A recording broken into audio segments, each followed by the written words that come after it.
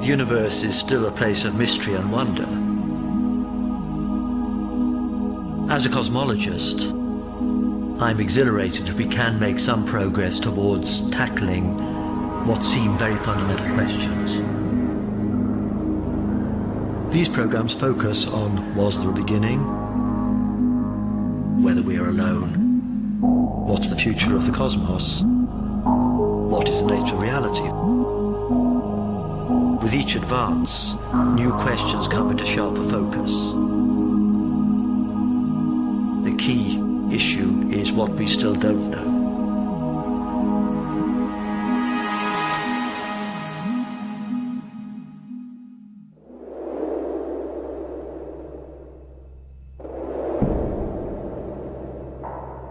We have no idea how widespread intelligence is in the cosmos. From our present knowledge, the most complex things we know about in the universe are ourselves. In particular, our brains. What's remarkable is that atoms have assembled into entities which are somehow able to ponder their origins. We have always been fascinated by our existence. Of all the wonders of creation, life is the most mysterious. And of all creatures, we are the most special.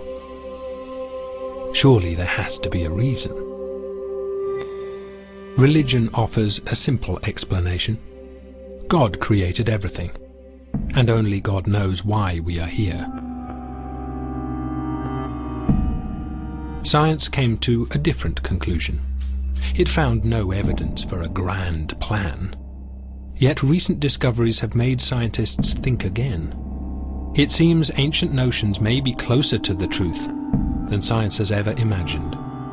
Perhaps there is, after all, a creator, and creation may not be what we think it is.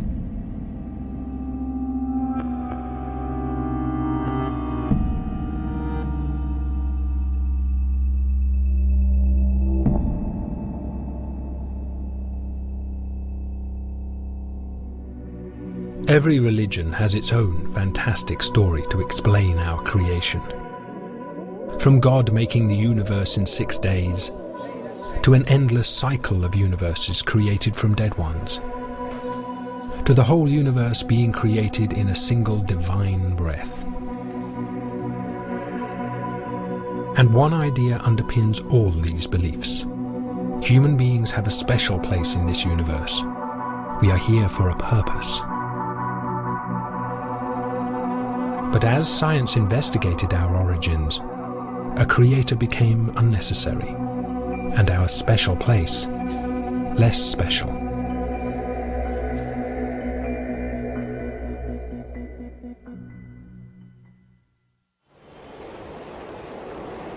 Historically, we humans have undergone a series of demotions, a series of blows to our ego. First, we sort of took for granted that everything was centered on us. Most religions and mythologies sort of reflect that. And then, of course, we realized that the world was much bigger than we thought. We realized that we're not the center of the universe, we're just living on a spinning ball, which is one planet among many, in a solar system among many, in a galaxy among many. So, you might think at that point we should all just commit collective suicide and depression. When cosmologists investigated our creation, they uncovered a process guided by the laws of physics. In the beginning, there was gas, made of simple atoms. Over time, stars transformed these elements into complex atoms. As these heavier atoms spread throughout the universe, they combined to create everything we can see. This whole process was driven not by a creator, but by fundamental physical laws, the laws of nature. Among these laws were values for the speed of light, the force of gravity, and the charge carried by electrons. The difference between the law of nature and the law of the land is that, no matter what your political persuasion is, we all obey them, whether we like it or not. There's no exceptions to the laws of nature. The precise values for the fundamental laws of nature were set at the very beginning of our universe, in the Big Bang. The rest was just mathematics.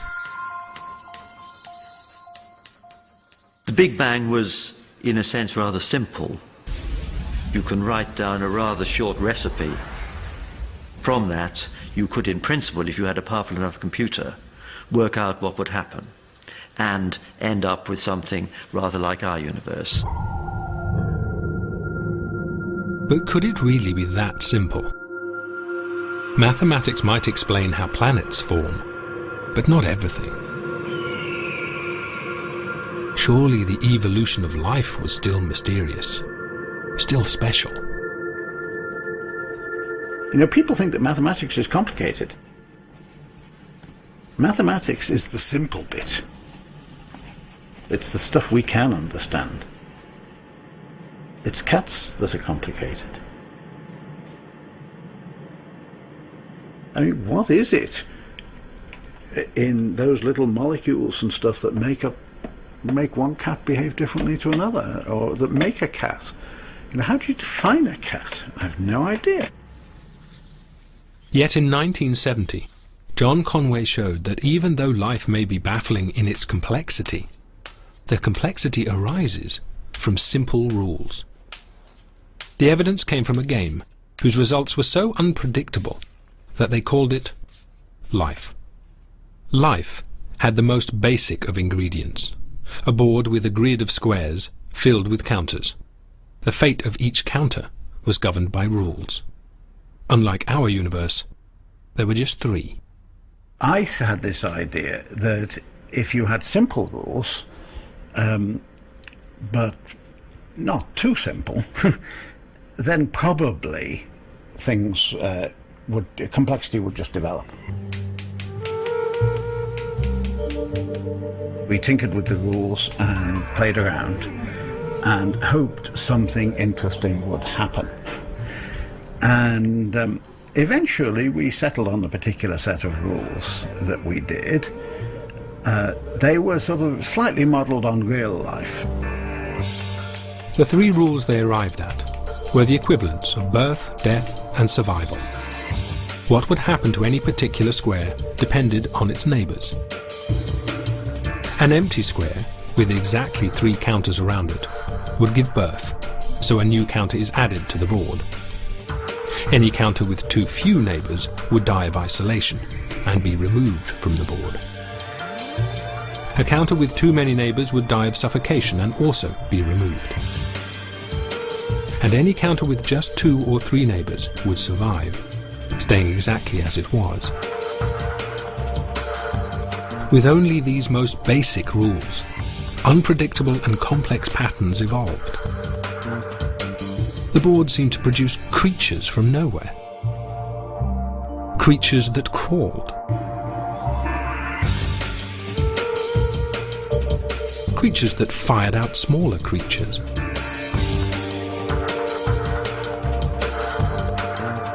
Pumps that looked like a primitive heart. Creatures that spewed out an endless chain of offspring.